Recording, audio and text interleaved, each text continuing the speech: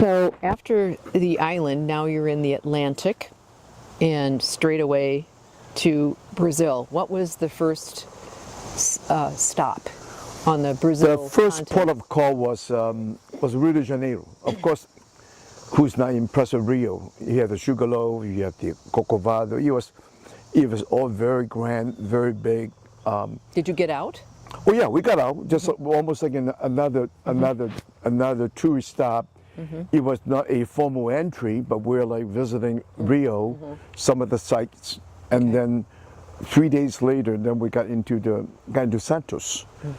And I remember it's a rainy day, and we got the ship, Dad and plus other friends. We have maybe 2 cars, 3 cars, heading up north. And I remember it was wet, and they were on the way up. They were buying crab on the way from the Santos shores, going up to São Paulo. All I remember is going up a winding road to Santos. So I was learning about, São Paulo is a plateau. So the climb from Santos to São Paulo was yes, impressive. I mean, by me as a youngster, I think that was very impressive. What month of the year would that have been? October. October. Okay. Probably the Brazilian spring, coming to the spring. Right. So then, where did you go? Did your dad prepare a home at that time? Yes. Okay, and our house was very nice, well prepared. In fact, I was impressed. I said, "Oh, we have a television." Up until then, we never had television in Macau. What we had is radio. House? Where was the house? The house is located in the area we call Jardim America, which is 2 blocks from the main street called Rua Estados Unidos, or the street they call United States. And the 2 blocks in were from the main street, Rua Augusta, which is very well known to the people in the area, in the region. And for the remaining 6 years, that's where I've been hanging around, is Rua Augusta, go up to Paulista, where the famous aggregate of buildings called Conjunto Nacional, where the theaters are, and also one of the famous restaurants called Fazano.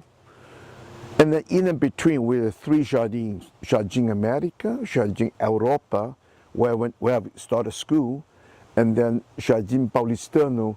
When I started also in '63, I gained my status as a competitive swimmer for the club Hebraica. Well, we'll get to that. Let's go back. You got into Porto Santos, were driven to São Paulo. Your dad had a house set up for whom? Who lived in the house? No, just is the 4 children and mom. So there's 6 of us. 3 bedrooms upstairs, very roomy, very comfortable. We have our own bed. I have a balcony going out the yard, and in between the yard there's a locked iron gate. We have a wonderful area with a garage. On top of the garage, my dad has his own library. That's always in my life. I always felt, even in Macau, we have always surrounded by books, the Chinese novels and classics, some in English, some in French. We read in Chinese, but when we were younger, we were also reading on the comic strips, including Alice in Wonderland, 3 Musketeers, a Dumas story, A Tale of 2 Cities, and the Chinese classics like The Dream of the Red Chamber, The 108 Men in the Marshes.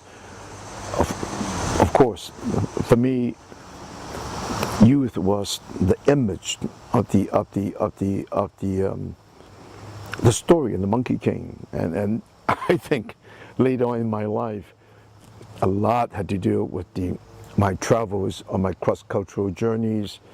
Even the adventurous areas of all Brazil is influenced by the Monkey King story. So here you are in Brazil, teenager, and no one in the family spoke Portuguese.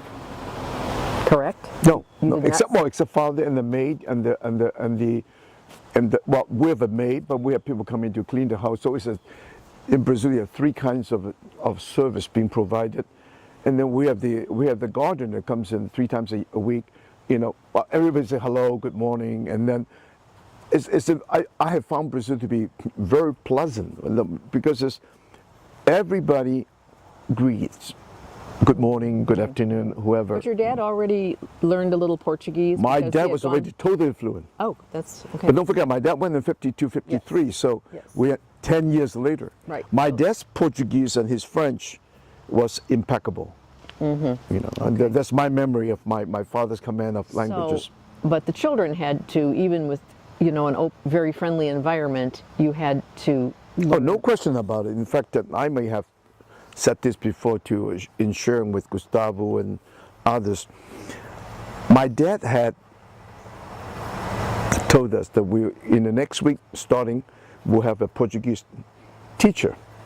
It turned out to be Dona Maria Ciro. Ciro I found out later on he was a São Paulo sheriff, neighbor of my dad in his old house. And Dona Maria Ciro, she was asked to be our teacher. And I never forget that time. Is so embarrassing because there's a phrase in Chinese and still very much in Cantonese. It's talk about men and women don't touch, so to speak. But the Brazilians are very warm-hearted. And Dona Maria is a blonde lady, slightly stocky, short, and I remember that she's big smiling.